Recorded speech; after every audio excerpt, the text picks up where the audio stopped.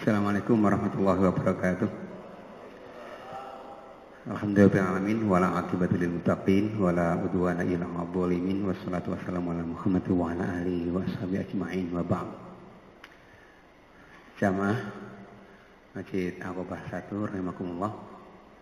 Sambil membuka slide sedikit kami antarkan atau kami perkenalkan.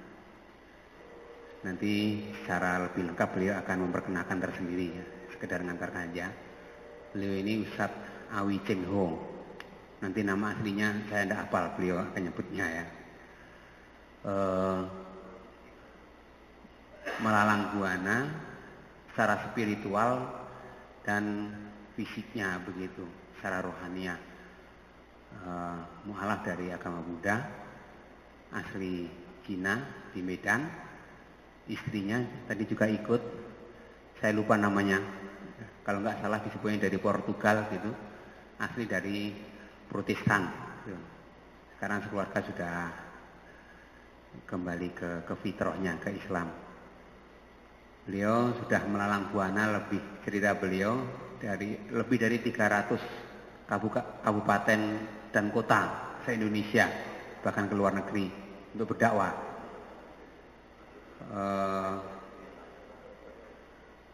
Ke Palembang itu September tahun 2015, cuman waktu itu tidak berkesempatan mampir ke Pusri gitu ya. Nah ini alhamdulillah pada malam hari ini beliau berkesempatan ke sini.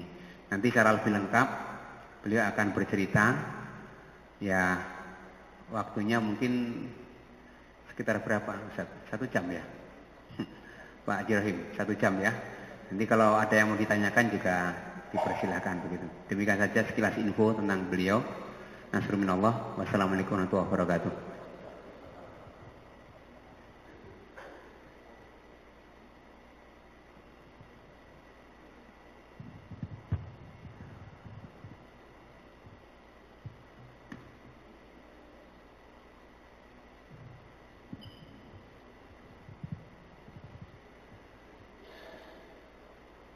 Bismillahirrahmanirrahim. Assalamualaikum warahmatullahi wabarakatuh. Các vị大家平安，身体健康，万事如意。Asyhadu la ilaha illallah wa asyhadu anna Muhammadan rasulullah. Puji dan syukur kita panjatkan kehadiran Allah SWT, karena hingga malam berbahagia ini kita masih diberikan Allah SWT, yaitu nikmat Islam, nikmat iman serta nikmat kesehatan pada kita, yang pada malam ini tadi kita dapat melaksanakan sholat isya berjamaah yang berada di masjid kesayangan kita, yaitu Masjid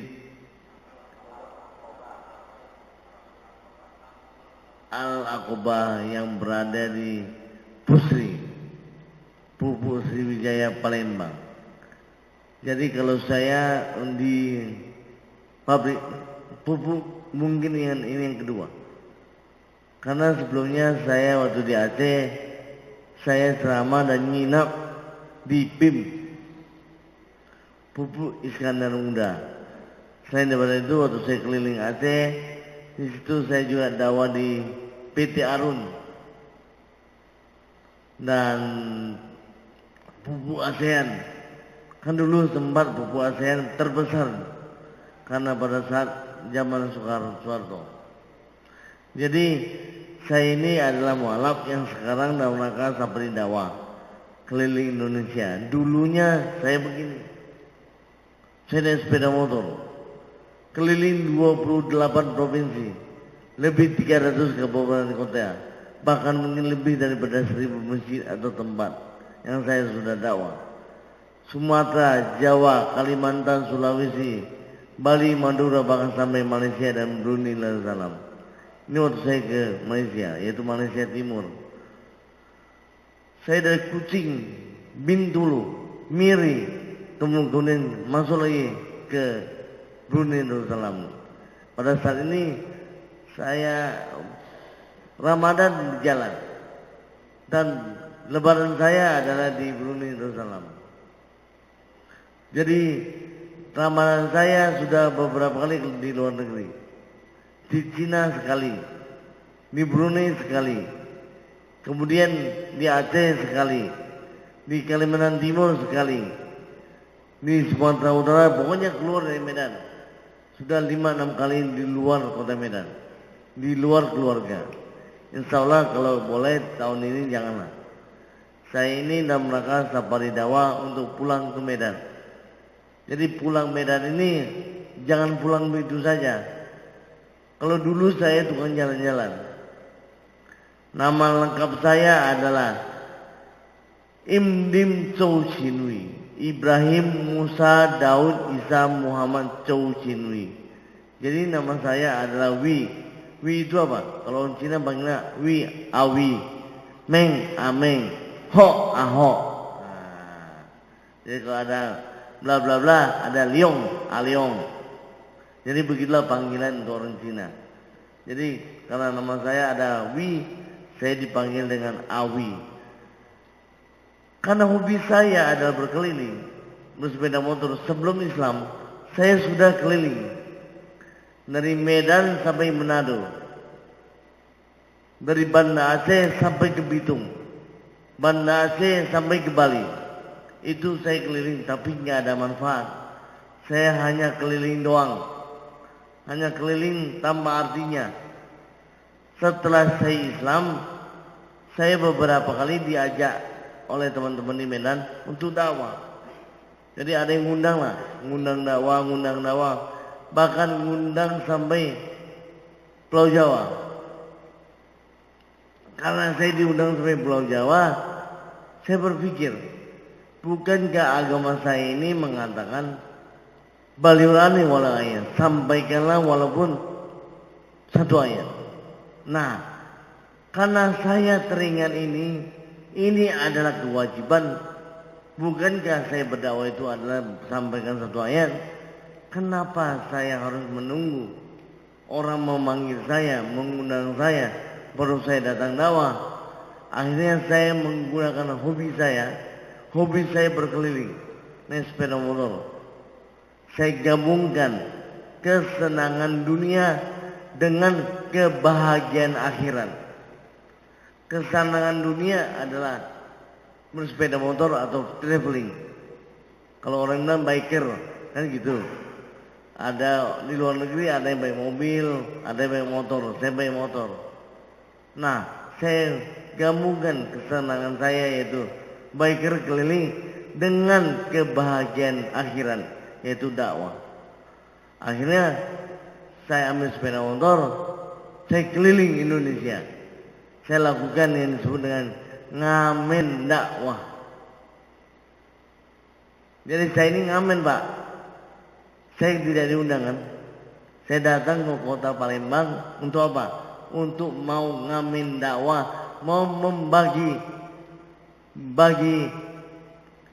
saya sebut dengan membagi kebahagiaan spiritual, atau boleh sedikit bagi ilmu. Mungkin saya bisa belajar ilmu dari bapak-bapak ibu sekalian. Mungkin bapak ibu sekalian, insya Allah kalau ada yang cocok dari saya, ambil. Siapa tahu, marilah kita berbagi ilmu. Jadi saya sampai ke kota Palembang, ingin berbagi ilmu. Kenapa saya dulunya Buddha? Agama Buddha, istri saya bernama Nur Betty de Freitas. Dia adalah Portugis Ambon, keturunan Portugis Ambon, adalah beragama Kristen. Tadinya juga sama, mau dijadikan pendeta Kristen dan pendeta Buddha. Tapi karena kami belajar, yaitu belajar Kristen dan belajar Buddha, akhirnya mengarahkan kami pada ihdinas siratal mustaqim, sini ini mau mencentau, tunjukilah jalan yang lurus, tahu lu ajaran yang lurus, ajaran yang benar. Muslim. Jadi ajaran yang benar itu adalah Muslim. Islam. 现在我是伊斯兰教，我是Muslim. Saya hari ini beragama Islam adalah umat Muslim. Jadi karena tadinya saya adalah seorang penterjemah, guru bahasa Jepang dan bahasa Mandarin, saya pelajarin agama-agama ini melalui istilah-istilah. Itulah yang membawa kami akhirnya mendapatkan hidayah menjadi Islam. Setelah Islam dapat hadiah. Hadiahnya adalah saya diperlihatkan oleh Allah, yaitu hadiah mimpi melihat Ka'bah, masuk ke dalam Ka'bah, dimandikan dan disinari di dalam Ka'bah, kemudian mimpi ketemu Nabi dan Rasul. Itu saya. Sementara istri saya pun dapat hadiah. Hadiahnya adalah beliau diajak ke langit melihat surga, tapi setelah Islam.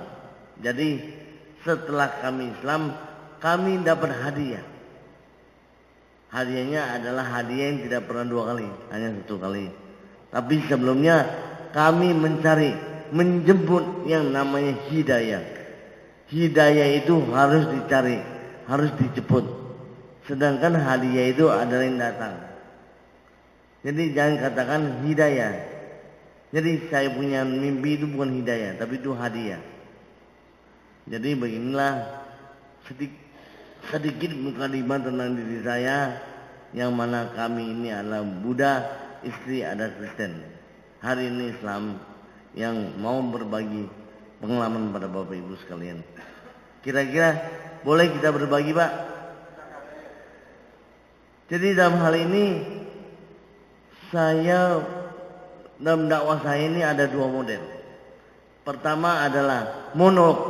Monolog itu adalah sarah. Ngomong aja. Itu monolog. Di bawah hanya dengar aja, entah benar atau tidak. Kan hanya monolog. Satu lagi adalah dakwah interaktif, dialogis, yang secara dialog. Jadi semacam ada tanya jawab, serang menyerang, dakwah mendakwain. Nah, itu adalah dakwah dialogis. Kira-kira cocoknya bagaimana, Pak? Kalau monolog kan cuma gini doang, nyom ngomong saja. Jadi orangnya cuma hanya dengar. Tapi kalau dialogis kan di sini menyerang, di sini bertahan, nanti sini menyerang, sini menjawab, kan begitu. Nah, itulah adalah dakwah interaktif. Harusnya kalau orang yang istilahnya hobinya untuk mencari sesuatu yang aneh atau yang baru adalah sifatnya dialogis. Namanya juga dialog, ya kan? Baiklah, coba saya pancing sedikit. Nah, ini waktu saya dari Bengkulu mau ke Sumatera Barat ini dulu naik sepeda motor kecil ini. Ini motor bebek keliling Bali sampai Kalimantan. Kemudian oleh Ustadz Arifin Ilham, dia lihat, "Bang, abang dakwah keliling Indonesia begitu jauh, sampai Kalimantan keliling sudah, Jawa sudah keliling. Masa naik motor kecil?" Jadi beliau mengatakan pada saya, "Kalau gitu bang, bagaimana kalau kita ganti motor ini menjadi motor yang lebih besar?" Saya bilang, "Wah, kalau ada begitu Ustaz, terima kasih sekali. Saya senang karena ini kan sudah sampai Tenggarong, sampai ke Bali. Nah, ini waktu di Bengkulu, ini Lapindo, naik Salatiga, wah terus kemana-mana sampai Kaltim. Nah ini Bukit Tinggi. Nah, kemudian digantikan lah ini jadi motor yang gede. Saya keliling Indonesia ini sudah 100 km lebih, 100.000 km. Untuk kali ini saja, mobil yang saya bawa ini, waktu dari Medan ke Bali, itu saya keliling sampai keliling Sumatera, itu 3.500 km. Medan, Pekanbaru, Padang, kemudian Jambi, Bengkulu, Palembang, kemudian Lampung, Jakarta, keliling sampai Bali, balik lagi Jakarta, sampai Bali sampai ke Lampung saja 3.500 km. Sampai sekarang kurang lebih sudah 60.000 kilometer karena dakwah terus di Jawa. Nah, sekarang lagi dalam perjalanan pulang nih. Jakarta, Lampung, Palembang. Insya Allah 1-2 hari ke depan, karena baju saya masih basah, masih dicuci, belum kering. Setelah dari Palembang, saya mau ke Bengkulu. Bengkulu, Jambi, Padang, Riau, Medan. Kenapa begitu? Kalau saya sudah berkali-kali, tapi istri saya belum pernah.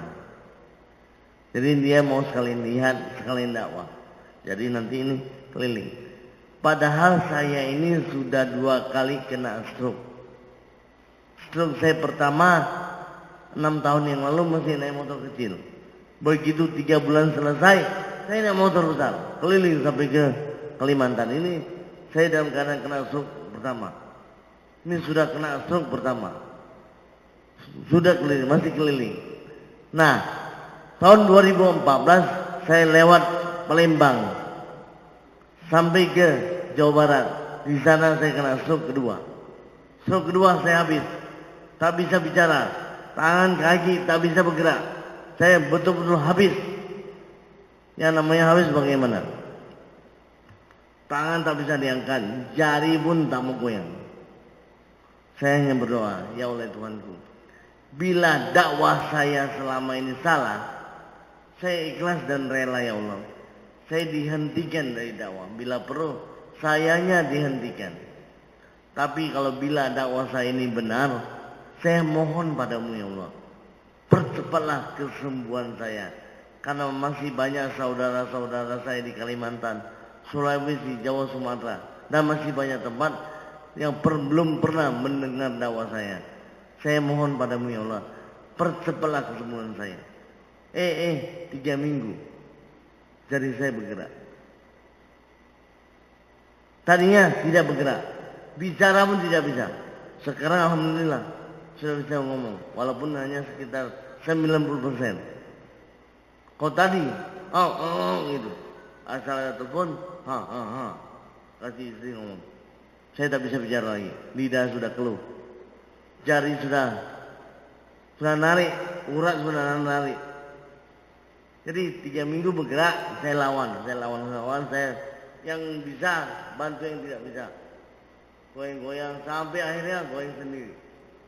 Begitu bisa goyang sendiri, 3 bulan belajar naik motor, belajar bawa mobil. 6 bulan keliling Medan, 9 bulan keliling Aceh, 1 tahun sampai hari ini keliling Indonesia. Jadi ini sendiri naik bawa mobil.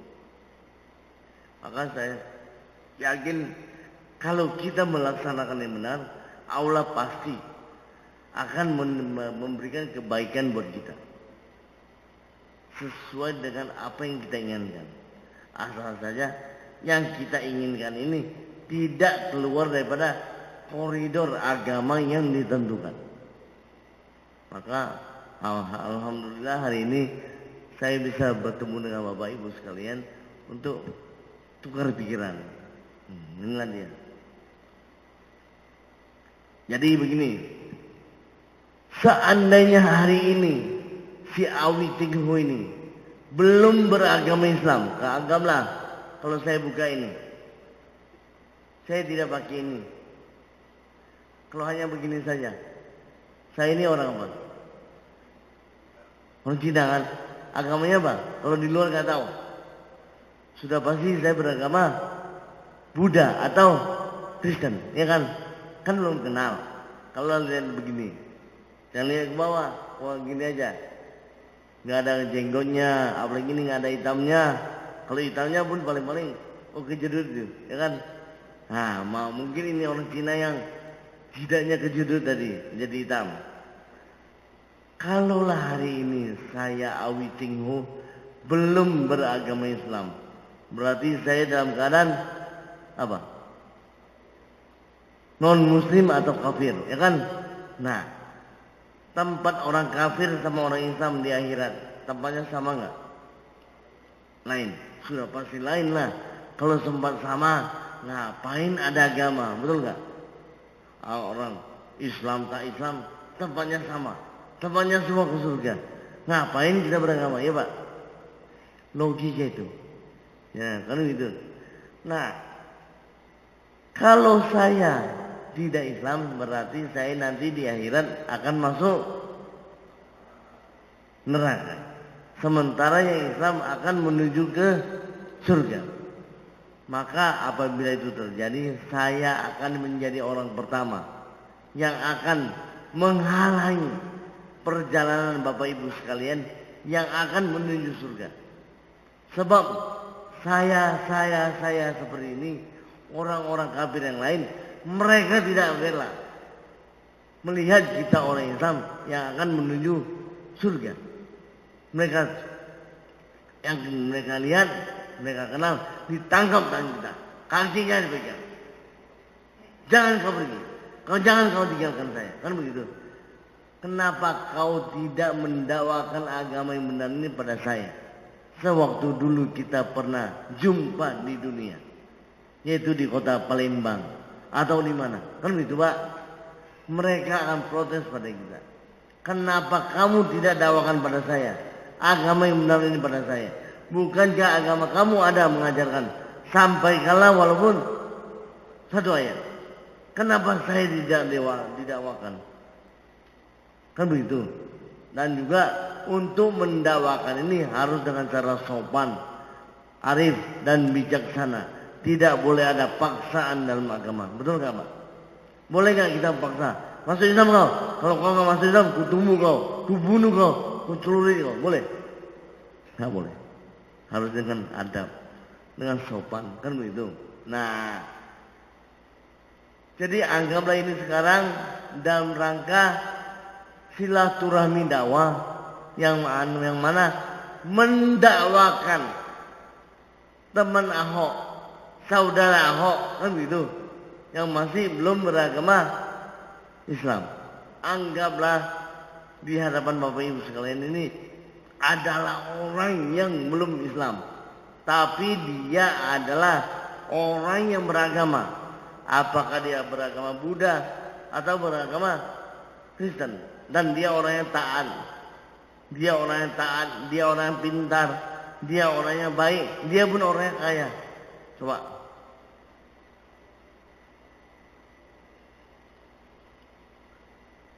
Mari Pak, coba sedikit. Anggaplah saya belum Islam, dakwakanlah saya. Mengenai apa boleh? Mengenai tauhid boleh, mengenai akhlak boleh, mengenai makan boleh, mengenai politik juga boleh, terserah. Mendakwakan saya untuk menuju Islam, mendakwakan saya untuk menuju menjadi pengikut Nabi Muhammad. Saya ini adalah, anggaplah saya adalah pengikut Siddhartha Gautama atau pengikut Nabi Isa alaihissalam, kan begitu? Ya nggak Pak? Kalau Buddha kan pengikut Siddhartha, kalau Kristen berarti pengikut Yesus, nah begitu. Coba sedikit waktu dakwah interaktif.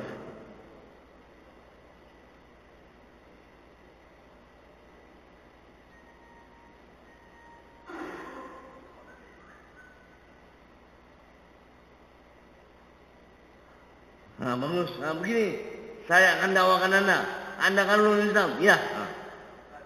Oh belum, bukan Islam, anggaplah bukan Ustaz. Anggaplah bukan Ustaz, kalau Ustaz kan udah.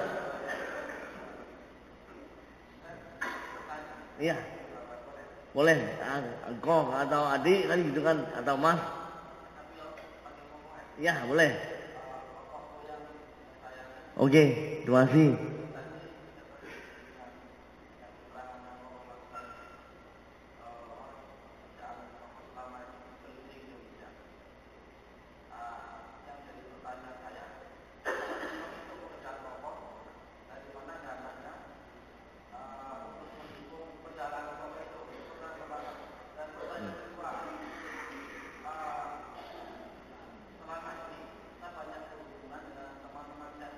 Ya. Ya.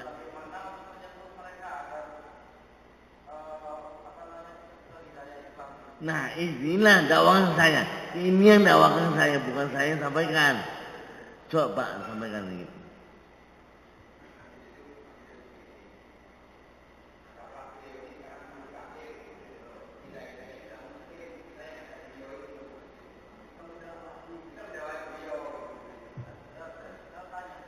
Oh, jalur ini itu nanti.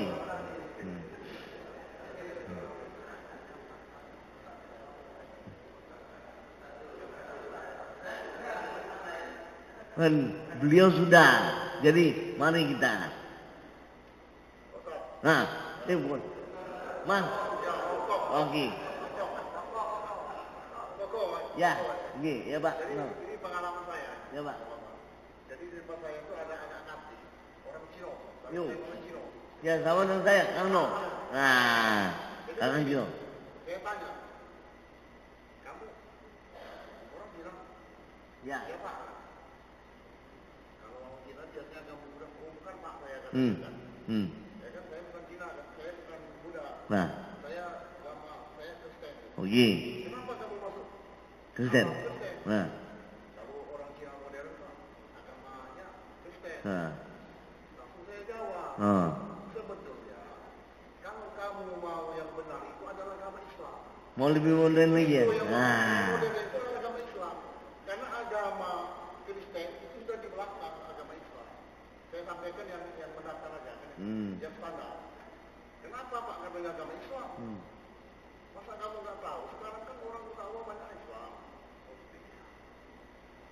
Terus bertanya lagi dia, bagaimana masalah Nabi Muhammad? Katanya kan saya pernah Pak dengan Nabi Muhammad siapa itu?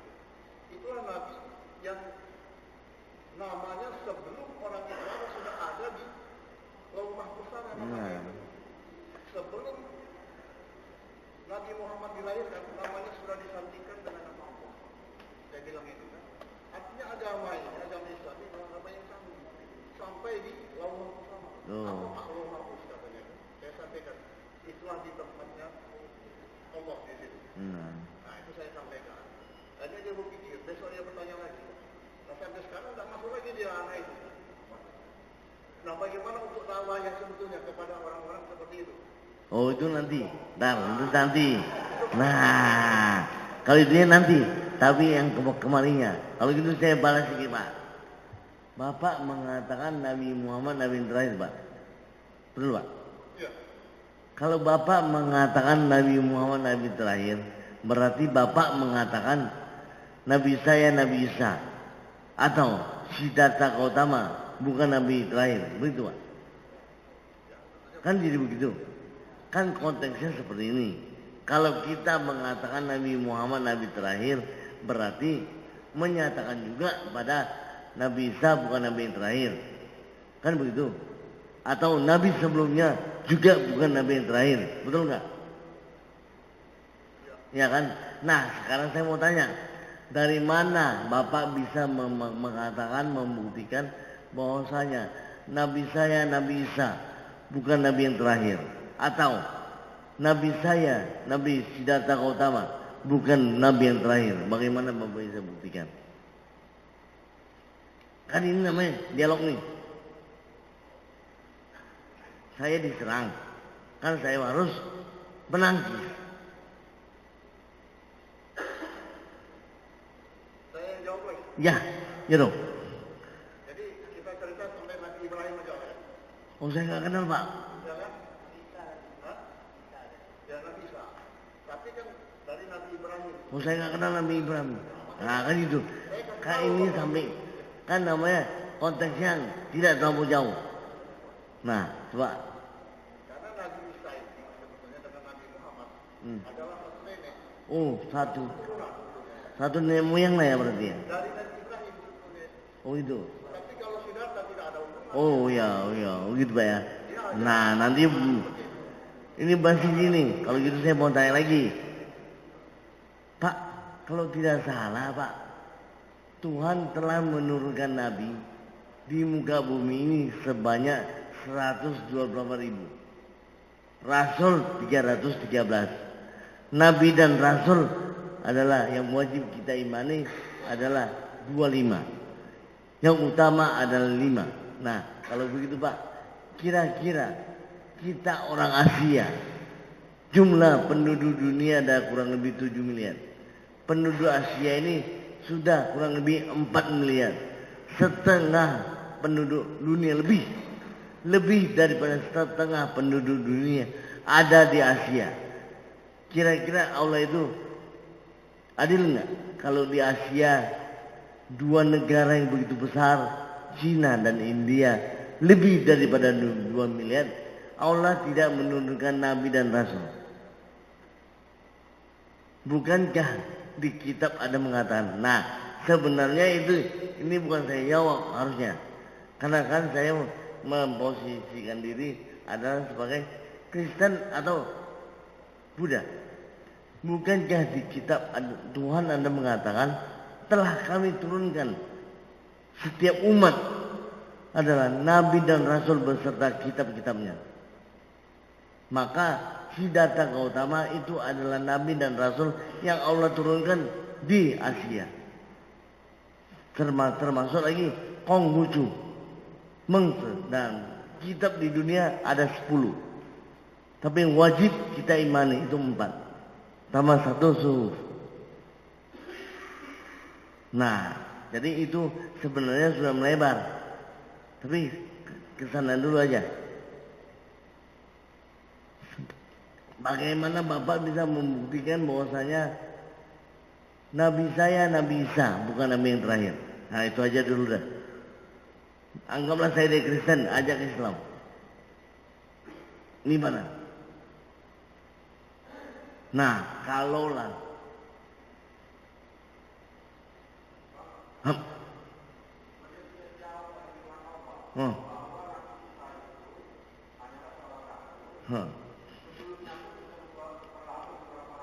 ya, itu betul.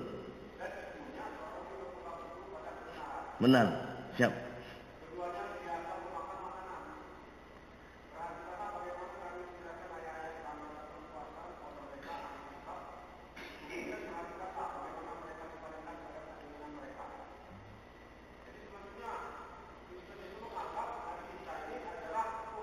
Nah, dalam hal ini kalaulah saya mengatakan saya adalah pengikut Nabi Isa yang seperti zamannya Nabi Isa. Nabi Isa itu bukan Tuhan. Karena dalam konteks kekristenan ya ada namanya Trinitas dan Unitarian. Trinitas inilah sekarang, Katolik dan Kristen itu Trinitas, 3 jadi 1. Tapi para Hawariyunnya murid Nabi Isa itu adalah Esa. Itu namanya Unitarian. Nah, kalaulah saya masih seperti orang Unitarian dulu, itu menjadi pengikut Nabi Isa, Tuhannya adalah Allah, tapi tetap menjadi pengikut Nabi Isa, bagaimana saya didakwakan? Saya masih makan, saya tidak makan babi, saya berhitan, saya bersolat, saya solat. Mana buktinya? Saya buktikan. Bagaimana kalau menjadi orang Kristen yang taat?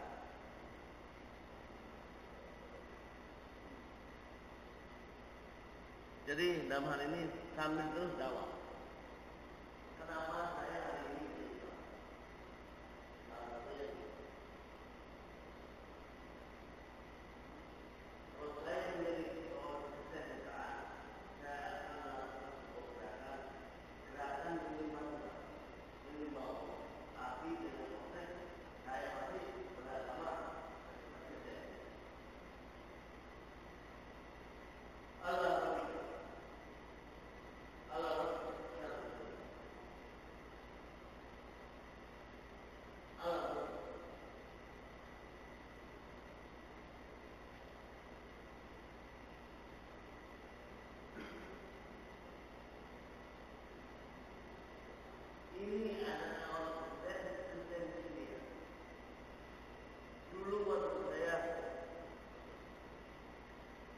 Mencari kebenaran, yang pertama kali saya debat ada istri saya.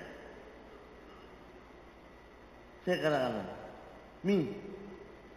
orang agama Buddha hidup, ada gerakan menyembah Tuhan.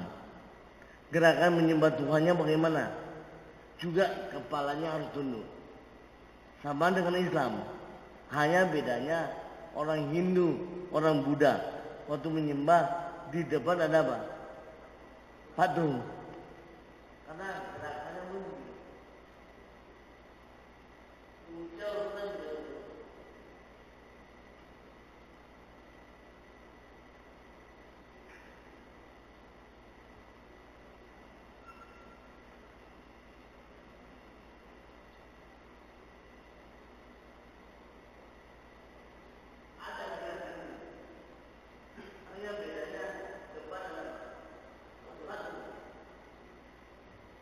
Padahal ajarannya mengatakan Sing Sen Hong Tian Putai Kusiu Singin, sepenuh iman percaya pada Tuhan yang Maha Esa. Tuhan tak berawal, tak berakhir, tak berbentuk, tak berbayang. Bentuknya aja tak boleh kau buat. Bahkan kau bayangkan pun tak boleh. Bayangan seperti apa, tidak boleh. Using uyen, tak berbentuk, tak berbayang. Tapi kenapa di depan ada patung? Maka saya pada saat belajar Buddha, saya protes ini. Kenapa ada seperti ini? Berarti apa? Penyelewengan akidah. Oh, saya untuk saya simpan. Saya ingat, berarti nggak benar. Yang benar hanya orang Islam.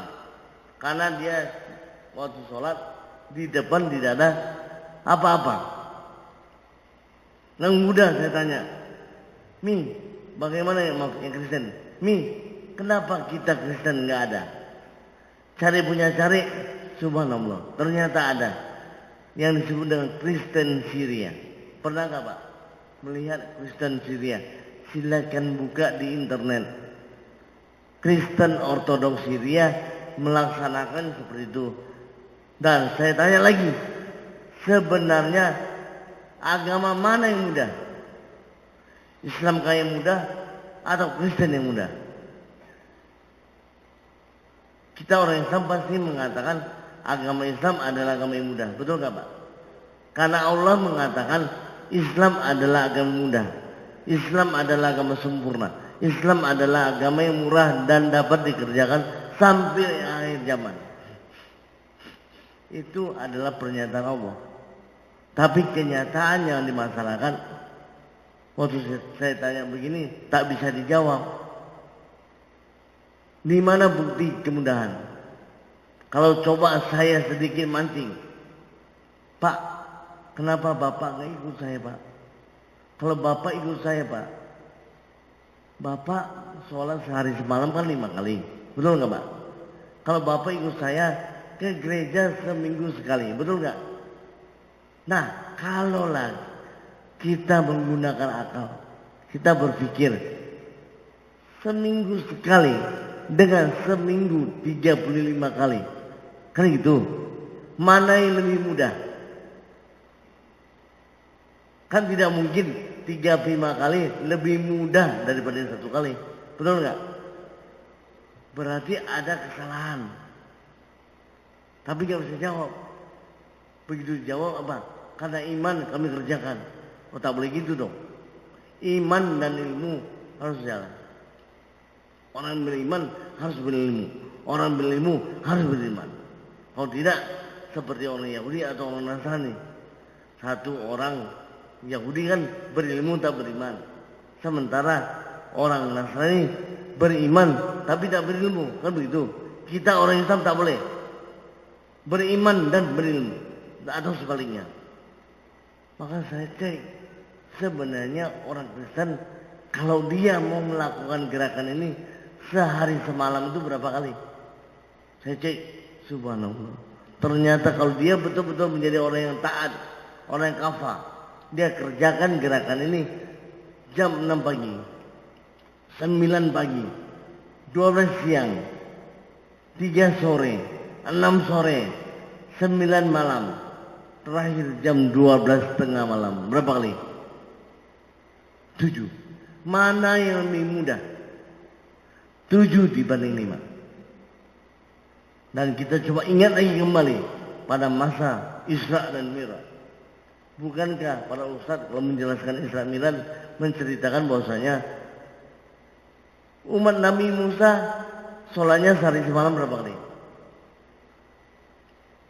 Umat Nabi Musa 50 kali. Maka saya bilang agama yang dulu pasti lebih berat, lebih sulit daripada agama yang belakangan. Nggak percaya cek, termasuk puasa. Puasanya umat Nasrani berapa lama? 40 hari, 40 malam.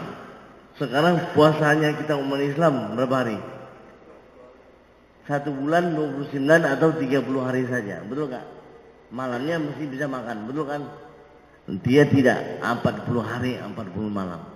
Belum lagi soal zakat.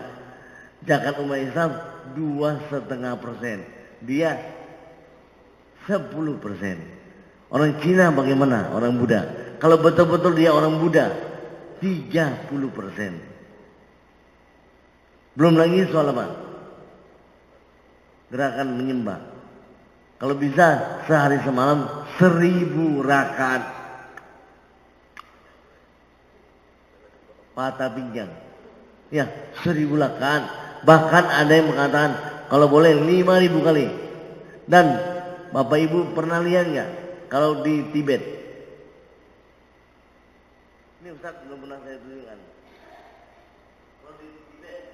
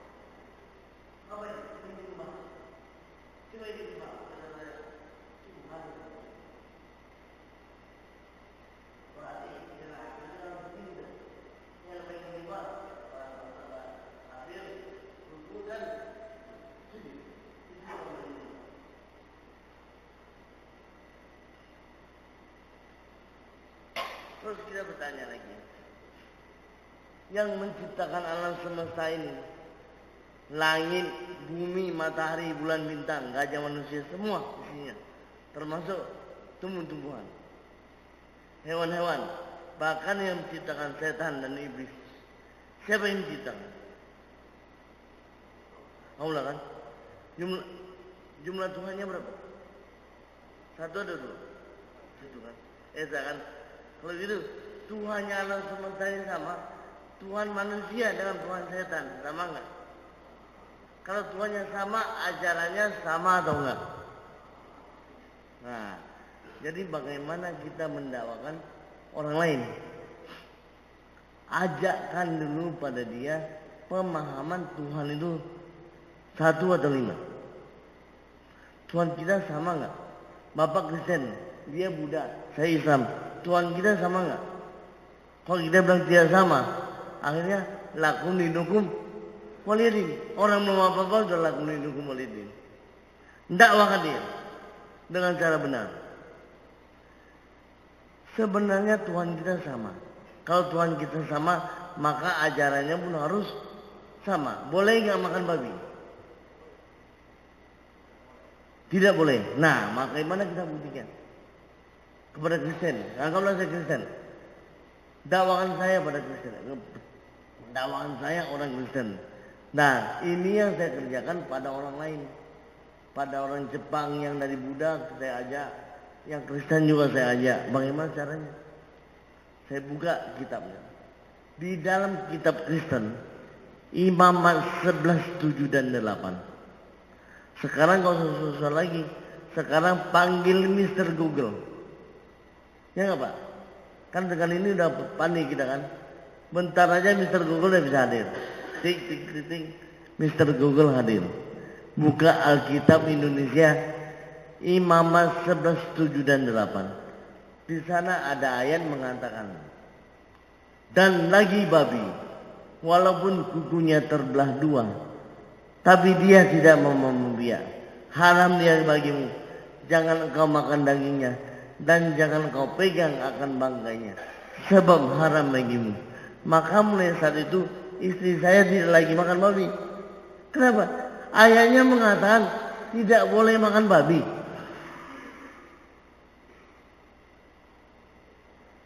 Terus saya yang Buddha, Konghucu. Bagaimana pula? Tuhannya Konghucu, Tuhannya Siddhartha Gautama, sama nggak dengan Tuhannya Nabi Muhammad? Kan sama. Karena yang menciptakan alam semesta ini semua. Bahkan yang menciptakan setan, Tuhannya kan sama. Kalau Tuhannya sama, ajarannya pun harus sama. Itu namanya konsekuensi logis bagi orang yang berpikir. Nah, saya jumpa dengan tulisan ajaran dari Konghucu mengatakan, seorang arif bijaksana tidak makan daging babi, tidak makan daging anjing. Maka saya yang ingin jadi pengikut atau pendeta Konghucu Buddha tidak lagi makan babi. Tapi tidak makan babi bukan berarti harus menjadi muslim kan? Betul nggak Pak? Maka saya tidak makan. Saya juga melaksanakan gerakan sholat seperti tadi. Nah, akhirnya terus lagi saya mencari. Terus saya bertanya lagi, sebenarnya Nabi yang terakhir itu siapa sih? Semua orang mengatakan saya punya Nabi terakhir. Saya punya agama yang terbaik. Kan begitu. Percaya coba Bapak tanya orang Kristen sama orang Buddha. Pasti dia bilang juga agamanya paling baik. Betul nggak? Kan jadi rancu bagi saya. Bagaimana sih ini? Tuhannya sama. Tapi kenapa bisa begini? Kalau Buddha sudah begini, malah orangnya berantem. Saya jadi berpikir, kita ini seperti sekolah. Sekolahnya ada satu sekolah, tapi ada yang SMP, ada yang SD, ada yang SMA, ada ke perguruan tinggi. Berarti kan seperti itu. Maka saya cek dulu, sebenarnya Nabi yang pertama itu siapa? Oh, Nabi yang pertama Nabi Adam. Terus Nabi Nuh alaihissalam. Terus bla bla bla. Ada Nabi Ibrahim. Terus ada Nabi Musa. Terus ada Nabi Daud. Terus sampai terakhir Nabi Muhammad SAW. Nah, tapi yang ribut selama ini di dunia ini adalah hanya beberapa agama ini. Beberapa agama ini adalah mulai dari Nabi Musa sampai Nabi Muhammad. Ini yang ribut. Betul nggak Pak? Mau di India, mau di Inggris, mau di Palestina, mau di Indonesia, yang ribut ini. Dari Nabi Musa sampai Nabi Muhammad. Yang di atas nggak ada yang ribut. Maka saya mencari sebenarnya Nabi yang terakhir ini siapa? Bagaimana pernyataan para agamawan? Saya cek. Ternyata Nabi Musa mengatakan akan datang lagi Nabi seperti aku. Itu kata Nabi Musa. Maka di antara Kristen bagaimana? Kan ribut. Orang Yahudi mengatakan Nabi Isa adalah anak haram. Karena dia lahir tanpa ayah. Dia lupa. Nabi Adam lahir tanpa ayah, tanpa ibu. Betul nggak Pak? Siti Hawa ada di dunia tanpa ibu. Nah, kenapa dia nggak pikir itu? Siti Hawa kan nggak ada ibunya. hanya ada laki-laki. Laki-laki ini adalah suami dia, bukan bapak. Nah, ada. Kenapa nggak ribut? Nabi Adam, bapak nggak ada, emak nggak ada, muncul tiba-tiba. Kenapa nggak ribut? Kenapa Nabi Isa muncul, ada emaknya, dia ribut? Kan nggak pikir sana. Nah, sudah sampai situ, akhirnya pada sampai Nabi Muhammad, dia berribut. Nah, itulah manusia. Terus saya mencari agama saya Buddha. Siddhartha Gautama ada mengatakan, aku bukan Buddha pertama, aku juga bukan Buddha yang terakhir. Maaf, engkau karena matanya sama dengan saya. Dulunya agamanya apa? Campuran apa tuh? Kristen atau Buddha? Warnanya Islam. Oh gitu. Jadi ini nggak bicara apa? Bicara darah ini. Ya. Jadi ada Islamnya berarti. Tanglangnya apa? Tanglangnya. Oh iya, Hokkien kan suku. Agamanya. Itu Hokkien adalah suku. Agamanya apa? Papa Buddha. Oh. Begitu. Nah, jadi mamanya Buddha. Nah, coba tanya mama mesti ada. Nah, coba mama itu mesti ingat ya, atau tahu nggak bagaimana ajaran Buddha? Bukankah Siddhartha Gautama ada mengatakan, aku bukan Buddha pertama, aku juga bukan Buddha yang terakhir. Beliau ada mengatakan demikian. Kaget saya. Berarti beliau menyatakan beliau bukan yang terakhir, kan begitu. Sekarang saya bertanya, apa arti Buddha? Karena saya ini seorang penerjemah bahasa. Saya bisa 5 bahasa asing, 5 bahasa Indonesia, lebih kurang 10 bahasa. Jadi saya mau tahu, agama di dunia ini bagi orang Islam, agama Islam dibawa oleh siapa? Nabi Muhammad. Muhammad adalah nama. Betul? Nabi adalah pangkat, betul? Rasul adalah jabatan, betul nggak? Seperti saya bernama Awi misalnya, pangkat saya jenderal, tapi pangkat doang, nggak ada jabatan. Irjen Awi, hanya irjen doang. Tapi kalau irjen adalah Kapolda Sumsel, baru adalah jabatan, ya nggak Pak? Nah, jadi ingat, pangkat dan jabatan harus kita pisahkan. Jadi agama yang ada di dunia dibawa oleh para nabi, betul nggak? Atau para rasul, kan itu. Nah sekarang nabi itu bahasa apa? Arab. Saya bukan orang Arab, saya orang Jepang, saya orang Cina. Bagaimana mendakwakan pada saya orang Cina atau orang Jepang tentang Nabi Muhammad? Saya tidak kenal Nabi Muhammad. Saya tahu Muhammad itu adalah nama orang. Nabi itu saya nggak kenal. Bagaimana? Nabi dalam bahasa Inggris apa? Nah, muncul sama dengan ini. Apa ini? Isinya air, water. Terus apa lagi? Cair, air. Betul nggak? Nah, itu bahasa. Jadi Nabi adalah bahasa Arab. Sekarang Nabi dalam bahasa Inggris adalah prophet. Kalau gitu Nabi dalam bahasa Jepang bagaimana? Ketemu orang Jepang nih kita, kan mau dakwakan pada dia. Apakah kita mesti bilang Nabi Muhammad sama dia? Apakah dia? Oh. Atau sama orang Cina? Tapi bukan Cina Palembang ya. Cina Palembang nggak laku, nggak boleh. Cina dari Beijing, Cina dari Taiwan. Apa yang mau kita bilang? Nabi Muhammad. Oh, pasti tahu kan ya? Saya nggak tahu. Kan jadi begitu. Maka kita dakwakan pada dia untuk orang Cina dari Jepang, dari Taiwan atau dari Beijing, kita bilang Muhammad Senjen. Senjen adalah nabi dalam bahasa Mandarin. Yogensha adalah nabi dalam bahasa Jepang.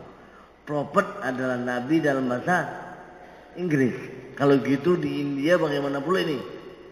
Ternyata di India tadi Nabi itu adalah Buddha. Maka beliau mengatakan, saya bukan Buddha terakhir, saya bukan Nabi terakhir. Kaget saya. Kalau beliau bukan yang terakhir, saya teringat saya sekolah SD. Setelah SD naik SMP, kan begitu. Kalau gitu saya berkewajiban mencari siapa Buddha saya selanjutnya, siapa guru saya selanjutnya. Setelah saya cek, rupanya guru saya selanjutnya, Nabi saya selanjutnya adalah Buddha Isa alaihissalam. Tahu dari mana? Oh, tahu dari tahunya, nggak boleh. Saya bilang itu bukan ilmu. Kalau hanya tahunya betul, karena Siddhartha kan 2500, Nabi Isa kan 2000, Nabi Muhammad kan 1400, betul nggak? Kalau dari tahunya semua orang tahu, lihat kalender pun tahu. Saya mau ilmu, di mana kita bisa tahu? Rupanya saya jumpa di dalam kitab Injil, Bible, Matius 2 ayat 1, menjelang kelahiran Nabi Isa alaihissalam. Datang orang-orang Majus atau orang Majusi mencari Nabi Isa alaihissalam. Pertanyaan timbul, sekarang orang Majus atau orang Majusi itu siapa? Orang Majusi Iran adalah orang yang menyembah api. Itu kan, ternyata bukan hanya begitu. Orang Majusi adalah orang yang menyembah gambar dan patung menggunakan api. Itulah saya dulunya. Kan saya ada lidi nggak? Kan lidi, atasnya ada api, betul nggak? Di Pulau Kamarwa teman. Nah, ada nggak? Rame nggak sana? Kalau sana orang ngapain? Gini nggak? Ya kan? Itulah orang Majusi. Orang yang menyembah menggunakan api. Nyembah apa? Gambar dan patung. Berarti siapa? Hindu, Buddha, Konghucu. Semua yang ada di Asia. Kan begitu. Dan di dalam kitab dikatakan mereka datang dari timur. Timur daripada Palestina. Timur daripada Saudi Arabia atau tanah Arab adalah Asia. Apakah Iran, apakah India, apakah Cina, ini kan timur. Semua orang timur begini. Maka kita orang Islam tak boleh pakai api. Kalau pakai api termasuk apa? Majusi. Maka jangan pakai menyan. Iya, iya dong. Ya, ini kita bicara tentang tauhid. Kita bicara tauhid. Itu api. Kalau orang-orang teman-teman dakwah mengatakan TWC, tauhid bid'ah khurafat, betul nggak? Maka kita tak boleh pakai api. Tapi sayang hari ini umat Islam masih banyak yang tidak bisa lepas daripada api. Betul? Di mana?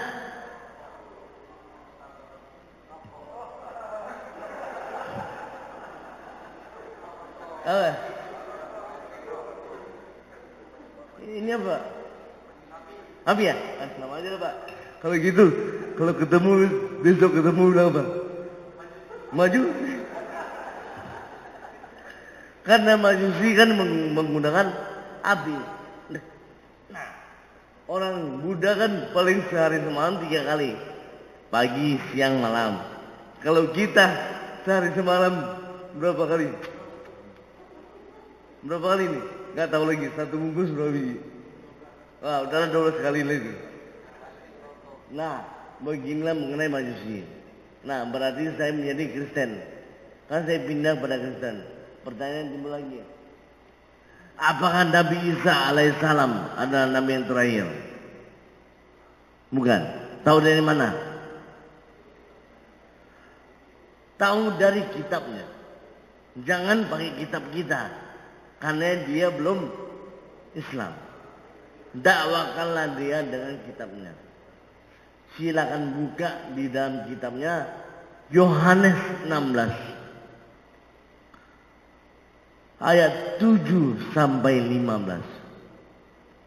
Jadi kitabnya Bible atau Alkitab itu surat Yohanes 16 7 sampai 15. Di ayat itu bunyinya seperti ini. Setelah aku pergi, akan datang seorang penggantiku, dan dia akan memuliakan aku. Jadi beliau mengatakan, setelah aku pergi, dia akan datang menggantikan aku, dan dia akan memuliakan aku. Bila aku pergi, kamu tidak akan melihat aku lagi, karena aku akan kembali pada Bapa. Berarti kembali pada siapa itu? Pada Allah. Jadi Nabi Isa mengatakan beliau akan pergi. Kalau beliau pergi berarti beliau bukan terakhir. Kan jelas. Dan beliau mengatakan dia akan memuliakan aku. Berarti mereka akan memuliakan aku.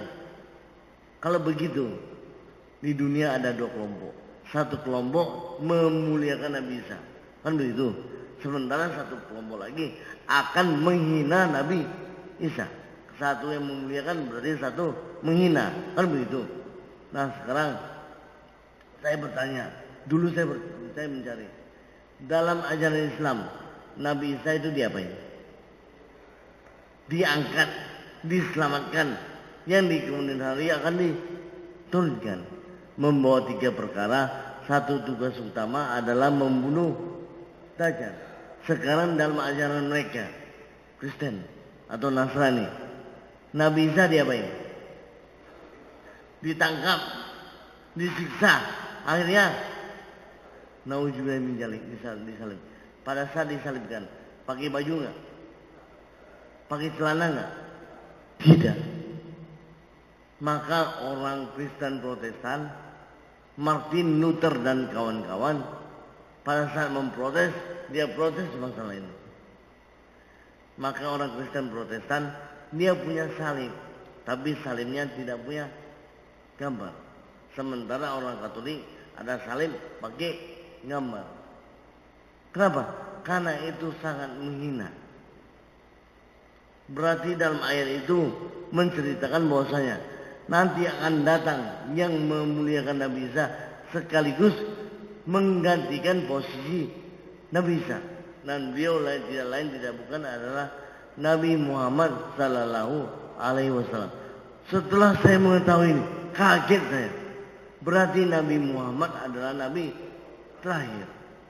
Kalau nabinya berganti, kitabnya pun ikut berganti. Betul nggak Pak?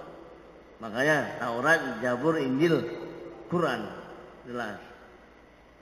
Setelah saya mengetahui ini mengenai Nabi, saya bertanya lagi untuk merek agama. Soalnya merek agama belum selesai. Nabi sudah tahu. Tapi merek agama ada Hindu, ada Buddha, ada Kristen, ada Islam. Kan begitu banyak. Siapa yang memberikan merek agama ini? Di sini ada nggak?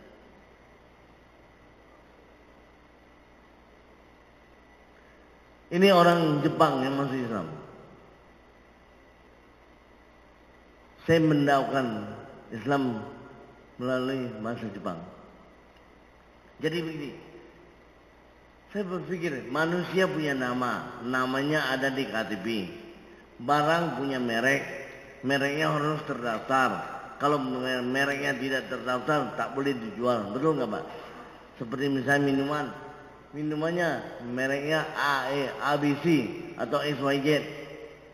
Kalau tidak didaftarkan, boleh dijual nggak? Tidak boleh, harus didaftarkan, harus ada registrasi, kan begitu. Itu barang. Sekarang agama ini begitu banyak mereknya, namanya. Sekarang nama agama itu tertulis di mana? Siapa yang memberikan merek agama ini?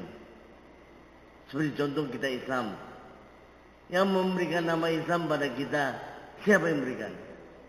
Allah. Di mana? Di mana? Berapa kali Allah mengatakan masalah agama? Pertama itu adalah Al-Maidah 3. Bunyinya seperti apa? Pada hari ini kusempurnakan dan kucukupkan iman kepadamu dan kuridhoi Islam menjadi agama bagimu.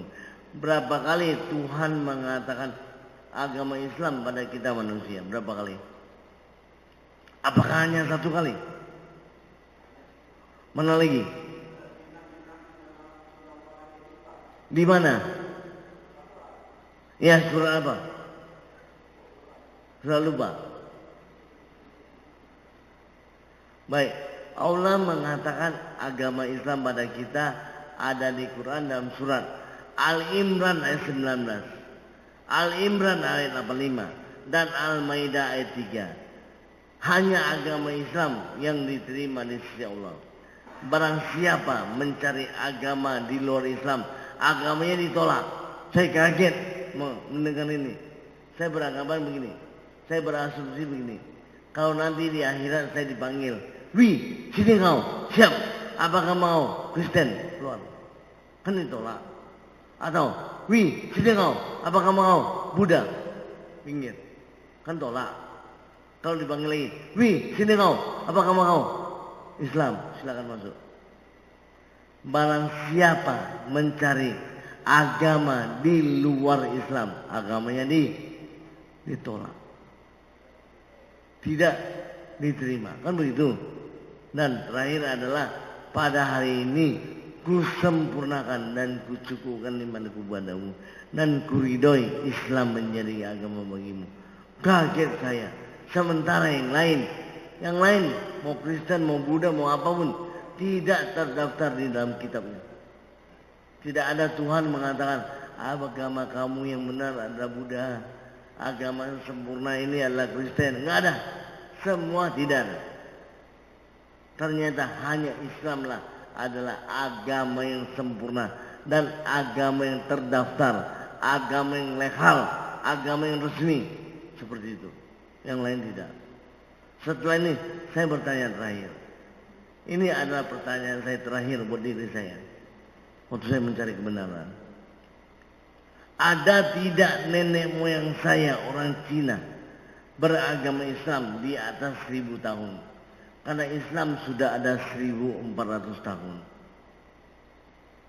Sebab ada pepatah tua di Arab mengatakan, "Utrubu ilma walabisin, xiewen suyen zai Jungguo, idang wang cuce, tuntulah ilmu sampai ke negeri Cina." Berarti orang Islam sama orang Cina dulunya ribuan tahun yang lalu sudah berhubungan melalui jalur sutra, jalur perdagangan. Maka saya mau cari, ada tidak nenek moyang saya orang Cina beragama Islam di atas 1000 tahun? Kira-kira Pak ada nggak? Siapa?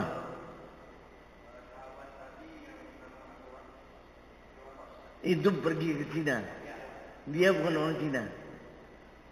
Yang saya cari adalah orang Cina. Beliau adalah orang Arab. Pergi ke Cina. Beliau meninggal di Guangzhou. Saya sudah pergi. Kalau ada teman-teman yang dakwah yang sering ke Cina, pergi ke kota Guangzhou, jumpa itu tempat. Itu ada masjidnya, itu Masjid Weizeng. Masjid yang sekarang berusia 1400 tahun. Masjid tertua di dunia, yang saya bilang. Masjid tertua di dunia atau bangunan masjid tertua di dunia yang dapat digunakan untuk sholat 5 waktu. Itu adalah di Guangzhou. Sementara yang lain tidak ada lagi. Masjid Nabawi itu adalah masjid baru. Masjidil Haram itu adalah bangunan baru. Sementara Ka'bah tak bisa dipakai jadi masjid lagi. Itu jadi apa? Jadi kiblat dan tawaf. Masjidil Aqsa tak bisa sesuka hati kita pakai. Kalau ribut sama orang Yahudi, kita pun tak bisa apa-apa. Tidak ribut saja mau masuk sholat aja bayar. Betul nggak Pak? Kalau suka ribut, tak bisa lagi. Justru masjid tertua ini 1400 tahun. Kalau di Indonesia adalah masjid yang ada di kota Jombang, Jawa Tengah, dan Maluku, Sulawesi Selatan. Saya sudah pergi. Tapi di Cina itulah Weizeng 1400 tahun. Dan disitulah tempat Sa'ad bin Abi Waqqas. Saya cari ada tidak nenek moyang saya orang Cina beragama Islam. Cari, saya jumpa 3. Pertama adalah, jadi itu baru berapa tahun sih? Itu baru 100 tahun lebih. Itu namanya Wong Fei Hung. Baru 100 tahun lebih, nggak sampai 200 tahun. Itu betul. Tapi masih 200 tahun. Yang saya cari di atas 1000 tahun. Jangankan Wong Fei Hung. Wali Songo aja baru 550 tahun. Dari 9 Wali Songo, 8-nya orang Cina. Baru 500 tahun. Sedangkan atasnya adalah Laksamana Muhammad Cheng baru 600. Tapi yang mau saya cari di atas 1000. Saya jumpa 3. Pertama, ahli pengobatan Islam orang Cina. Siapa itu? Apa dia? Apa artinya Ibnu? Ibnu artinya anak. Cina apa artinya? Cina. Jadi anak Cina. Jadi nenek moyang siapa? Nenek moyang kami kan. 1, Ibnu Sina. Kedua, Imam Bukhara alias Imam Bukhari. Ketiga, Tong Sam Chong yang dalam film Sun Gokong atau Kerah Sakti. Apa ceritanya? Mencari kitab ke arah mana? Maka perlu saya buka ini.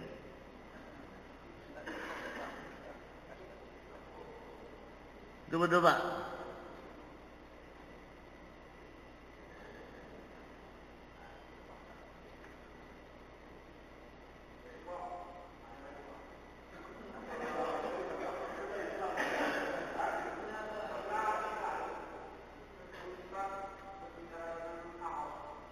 Nanti soal Ahok nanti.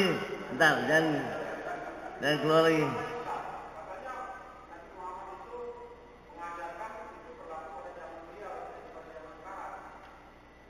Itu nanti itu. Nah, hukum Tuhan tetap satu. Tidak pernah turun pada waktu dan tempat yang sama. Suhu adalah pada Nabi Ibrahim, Taurat pada Nabi Musa, Zabur ada pada Nabi Daud, dan seterusnya. Terakhir adalah Al-Quran diturunkan pada Nabi Muhammad Sallallahu Alaihi Wasallam. Nah, di sini di atas nubuat kedatangan para nabi. Nah, Utuh silakan.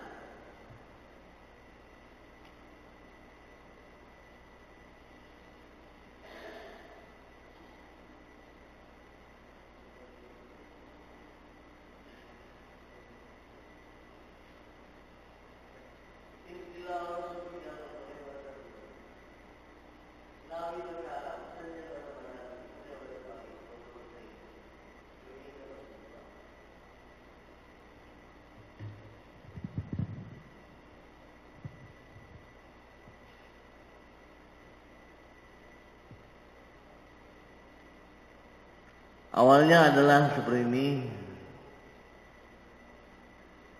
Awi Tingho di Google atau Yahoo. Nomor HP saya ini 0853 5961 1888. Silakan ajak saya silaturahmi dakwah di Kota Palembang.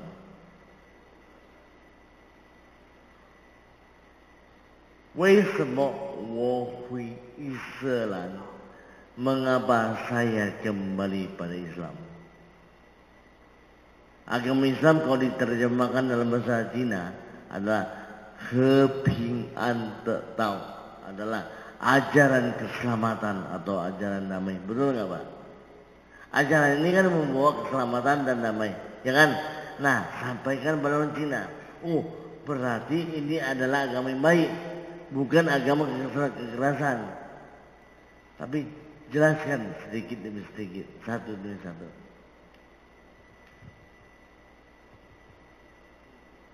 Di foto aja Pak, atau nanti Pak presiden saya. Nah, nanti ada nggak presiden masjid? Mesti punya.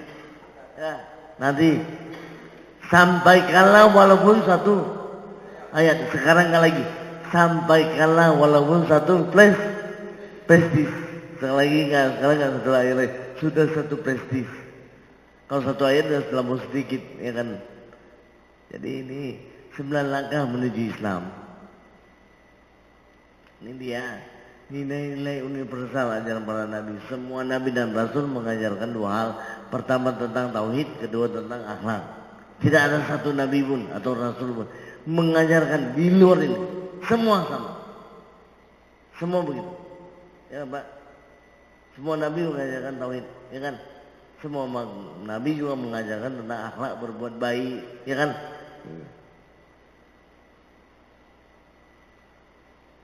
Maka kenapa sampai ada pepatah mengatakan utlubu ilmu mulai bisin?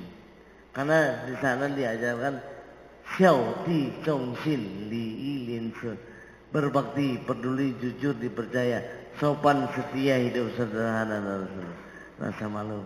Islam mengajarkan amanah, sidik, tabligh dan fotona. Wah, ini bagus, saya simpan.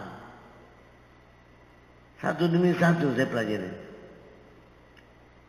Terus ternyata nabi-nabi sebelumnya bukan nabi yang terakhir, tapi Nabi Muhammad lah nabi yang terakhir.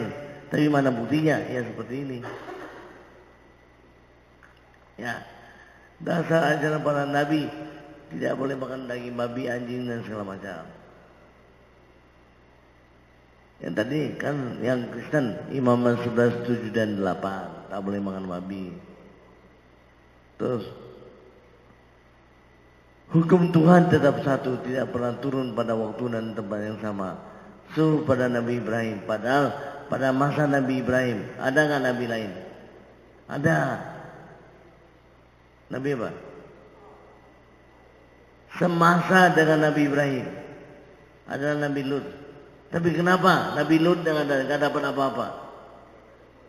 Soalnya kalau sempat Allah kasih Nabi Lut juga dapat suhu, umatnya pasti jadi 2. Seperti misalnya di Palembang ada 2 gubernur, bagaimana? Ribut nggak? Ribut lah. Atau di Palembang ada 2 wali kota, pasti ribut. Maka tetap satu. Tidak pernah turun pada waktu dan tempat yang sama. Taurat pada Nabi Musa, pada saat Nabi Musa ada yang lain, saudara beliau adalah Nabi Harun, kan gitu. Pada Nabi Daud juga ada, yaitu Nabi Sulaiman dan seterusnya. Untuk di Asia, ini 3 di Asia, tapi bedanya 1 di India, 2 di Cina, 1 Cina Utara, 1 Cina Selatan. Waktunya bagaimana? Ini semua saya teliti. Maka saya berani mengatakan hukum Tuhan tetap satu, tidak pernah turun pada waktu dan tempat yang sama. Maka terakhir adalah Al-Quran diturunkan pada Nabi Muhammad SAW 14 abad yang lalu. Jadi kalau apabila ada yang mengatakan ada setelah Al-Quran, berarti dia adalah aliran sesat. Itu saja. Nah, pemberian nama agama, kenapa disebut Yahudi, Hindu, Buddha, Konghucu dan segala macam? Apa alasannya? Beginilah alasannya. Tidak seperti yang Islam. Islam jelas tertulis di dalam Al-Quran.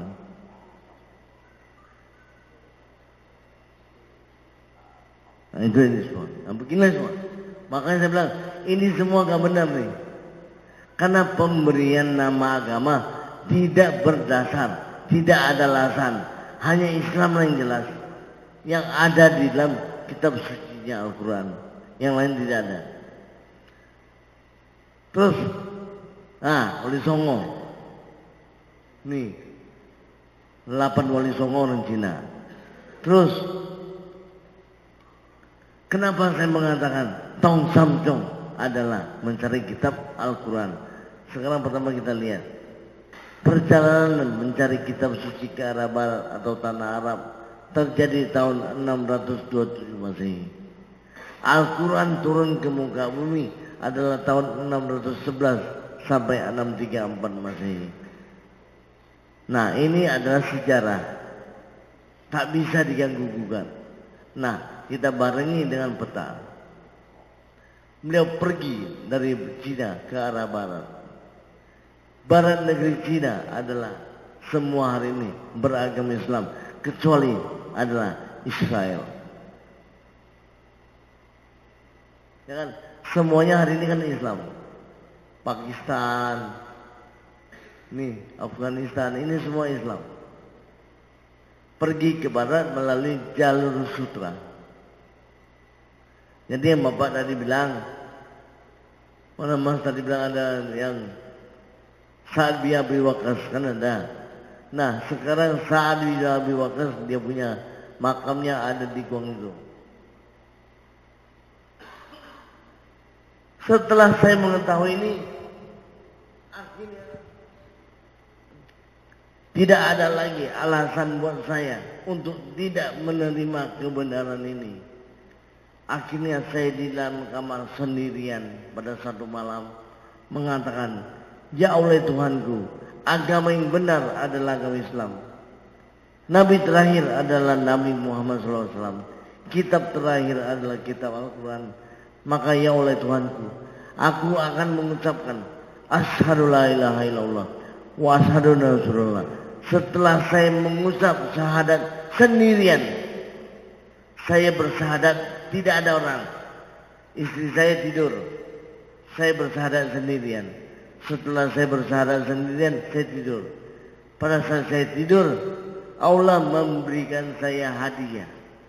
Selama bertahun-tahun Allah memberikan saya hidayah. Hidayah dalam bentuk ilmu. Pada malam itu saya dapat hadiah. Hadiahnya adalah saya mimpi melihat Ka'bah. Saya keliling Ka'bah. Tiba-tiba pintu Ka'bah itu terbuka. Saya masuk ke dalam Ka'bah. Di tengah-tengah Ka'bah saya disinari dengan sinar yang sangat terang benderang. Diikuti dengan air mengalir dari atas Ka'bah seperti air terjun, seperti air shower, tapi airnya bukan air biasa, airnya seperti kristal. Di rumah-rumah kita kan ada kristal-kristal kan, yang segini-segini yang bulat-bulat, seperti kristal. Tapi waktu kena ke badan tidak sakit. Jadi airnya seperti air es atau air kristal, membasahi saya, membersihkan saya di dalam Ka'bah. Kemudian saya mimpi kedua, mimpi ketemu dengan seorang laki-laki tinggi besar. Tiba-tiba di angkasa atau di langit ada suara menggelegar mengatakan, itu Nabi, itu Rasul. Mendengar suara ini saya kaget. Kemudian saya melihat beliau. Pada saat saya melihat wajah beliau, rupanya wajah beliau ditutupi oleh sinar cahaya yang terang benderang. Akhirnya saya terbangun daripada tidur saya dan saya dakwakanlah istri saya. Setelah saya dakwakan istri saya, pendek cerita, pada suatu hari Jumat pada Isya di Masjid Al-Mutahadin Al-Fatihah Medan, kami suami istri dan 4 orang anak pergi ke masjid mengucapkan syahadat. Nah itulah hadiah ini. Itulah kami hari Islam. Setelah itu istri saya mendapatkan hadiah. Setelah Islam istri saya juga mendapatkan hadiah itu, mimpi diajak ke langit, diajak ke surga. Bagaimana beliau ke surga? Mau dengar nggak? Kisah pendek sekitar 3 menit karena beliau tidak bisa menjelaskan masalah perbandingan agama. Beliau hanya masalah keimanan. Kita panggil. Nih, tangan nih ke depan nih.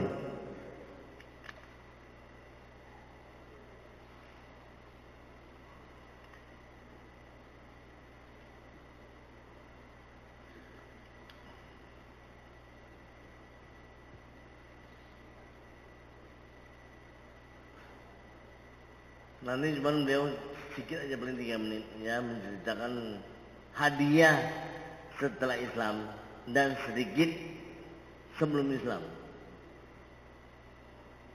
Habis ini.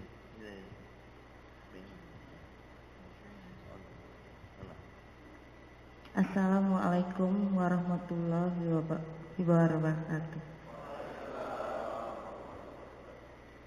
Setelah kami masuk Islam, saya juga mendapat hadiah dari Allah, yaitu saya melihat ruh saya keluar dari sewaktu saya tidur, seperti suatu sinar yang melesat.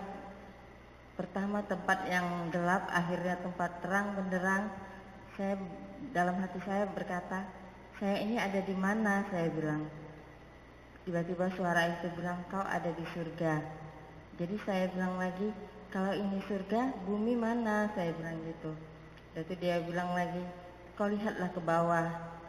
Di bawah itu bumi kecil sekali. Jadi saya bilang, pantesan lah ya, kalau Allah sudah marah, tinggal disentil aja melayang, saya bilang gitu. Ya begitulah katanya. Saya melihat itu surga itu seperti sebuah kristal semuanya, terdiri dari kristal. Memang berbentuknya seperti masjid, tapi semuanya terdiri dari kristal yang mengkilat semuanya. Jadi saya bilang, di sini kok sepi sekali, saya bilang gitu. Itulah yang masih terpilih katanya. Karena di sebelah kanan saya melihat orang lagi berjalan, tapi sangat sedikit sekali. Jadi saya bilang, jadi saya macam mana? Apa saya di sini? Kau belum waktunya di sini katanya. Jadi saya bilang, macam mana saya mau pulang? Bumi gitu jauh, saya bilang. Pergilah katanya gitu. Waktu dia bilang pergi, seperti melesat saya turun ke bawah. Tiba-tiba saya tersentak dan tuh saya terbangun. Barulah saya ceritakan pada suami saya. Begitulah. Sebelum saya menerima Islam, kami kan selalu berdebat tentang agama. Jadi setiap malam saya selalu bermimpi mengejar Bapak waktu Bapak di daerah pegunungan. Saya di belakang Bapak mengejar. Bapak jalan dengan membawa kitab di tangannya. Dia dengan memakai baju jubah yang putih. Saya kejar lari, tapi Bapak hanya berjalan aja. Tapi dia nggak mau menoleh karena mungkin saya belum mau menerima Islam pada waktu itu. Jadi besoknya juga bermimpi begitu lagi berulang.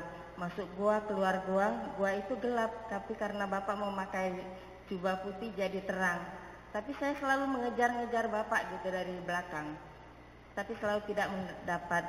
Itulah sebelum saya Islam. Terima kasih.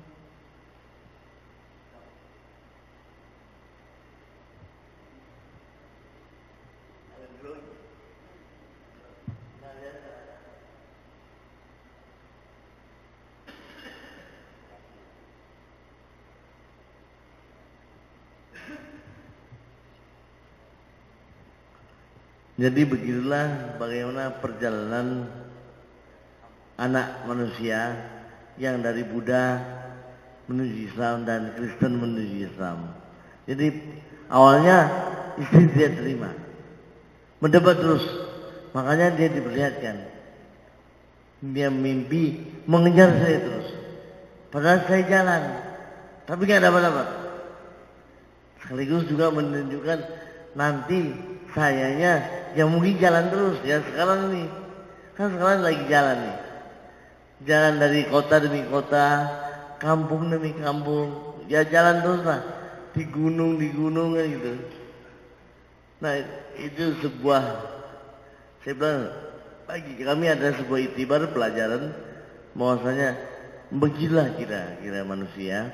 Bahkan dia juga diperlihatkan waktu di sana dia lagi ke kanan. Orangnya sedikit. Berarti yang masuk surga sedikit. Saya ini bego nih. Saya bilang gini, kau ngapain pulang? Kau kan sudah di surga. Ngapain pulang? Betul gak Pak? Kalau kita lah sudah diajak ke sana, mau pulang ya? Kan gak usah kan? Kau udah sampai ke sana. Namanya sudah dibawa. Ngapain balik? Ini yang kita ngomong. Tapi berpikir lagi, kalaulah dia tidak balik, besok pagi saya bangunin. Tidak bangun-bangun, betul gak? Mi, kan gak bangun. Kenapa? Karena sudah meninggal. Nah, kalaulah meninggal, pasti yang datang pertama siapa? Polisi. Polisi pasti tanya, kenapa orangnya bisa meninggal tiba-tiba?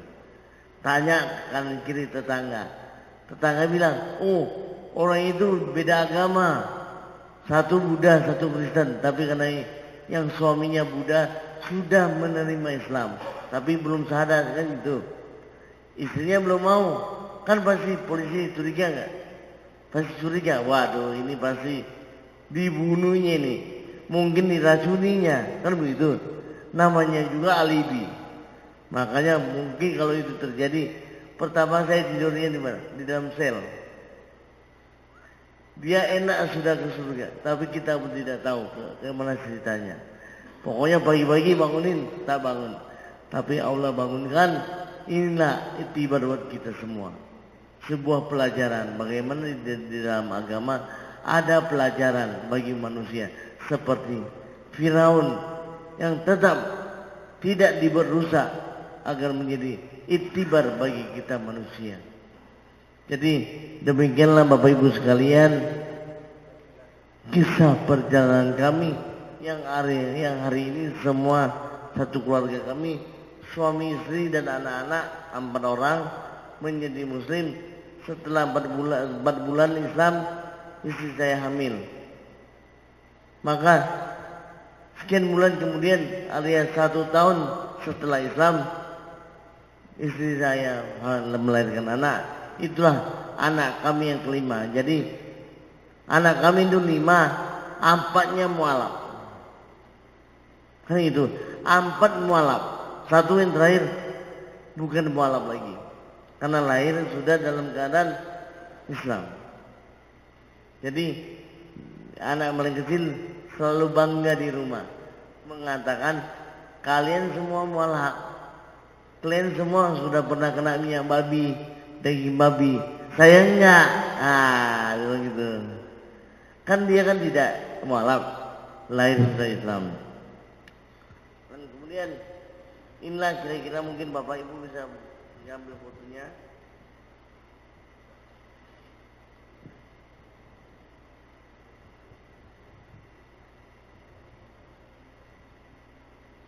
Kisah perjalanan 28 provinsi, lebih 300 kabupaten kota, termasuk yang tadi kan dan lihat. Nah, inilah sampai Malaysia dan Brunei. Jadi selalu saya tunjukkan pada orang. Kadang-kadang ngomong-ngomong kan orang nggak percaya. Ya ini fotonya, saya bilang. Jadi orang selalu bertanya pada saya, seperti tadi, kamu bertanya, Ustadz keliling, abang keliling, biayanya dari mana? Kan begitu. Udah kemana-mana, uangnya dari mana? Saya bilang uangnya dari Allah. Tapi Allah memberikan biaya melalui saudara-saudara, teman-teman, sahabat yang mempunyai kepedulian dalam dakwah. Maka saya dalam dakwah selalu aja ada yang membantu saya, yaitu bannya sudah botak, bannya mau dibeli, atau minyaknya perlu ditambah, atau segala macam. Termasuk pulsanya mau, kan perlu pakai pulsa, pulsanya juga diberikan. Nah, termasuk kami tinggal, malamnya tinggal di mana? Ya ada saja nanti, yaitu sahabat, saudara yang menerima kami untuk menginap di rumahnya. Kalau begitu saya mau bertanya, sebagai seorang muslim, kita ini saudara enggak? Betul? Itu saudara di mulut atau di hati? Kira-kira nanti malam saya bisa tidur di mana? Saya nanti malam bisa tidur di mana?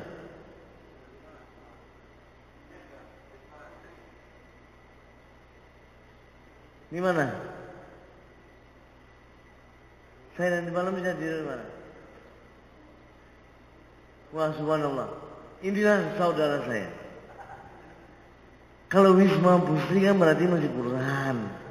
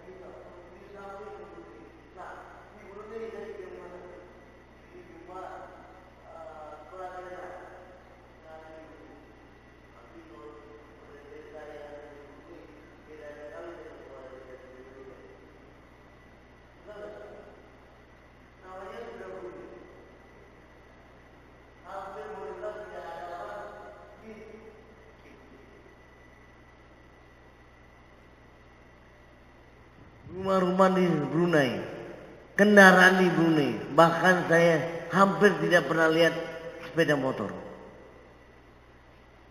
Semua kendaraannya mengkilap. Itu di Brunei.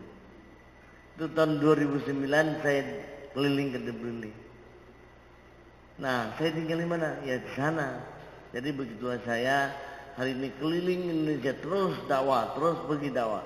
Insya Allah 1-2 hari ke depan saya mau melanjutkan perjalanan menuju ke Bengkulu. Mungkin nggak sampai Bengkulu, mungkin sampai ke Lubuk Linggau. Kalau kita strike dari sini ke Bengkulu, itu berapa jam?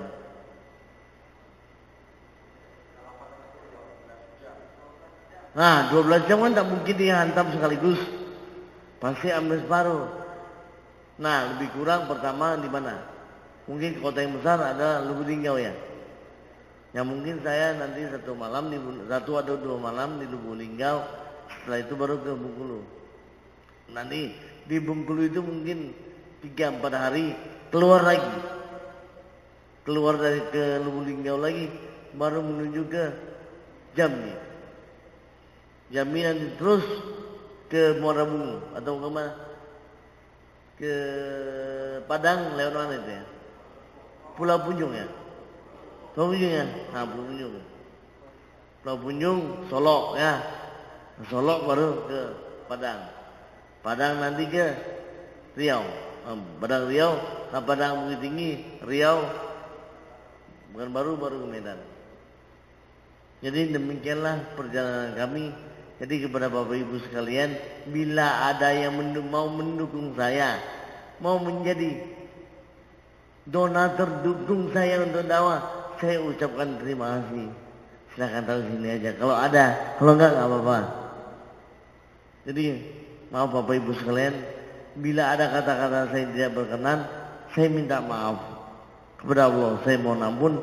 Billahi taufiq wal hidayah. Wassalamualaikum warahmatullahi wabarakatuh. Ini terakhir sedikit ada, kalau seandainya ada orang Cina dari Beijing atau dari Taiwan mau masuk Islam, dia tidak bisa bahasa Indonesia, suruh dia baca ini.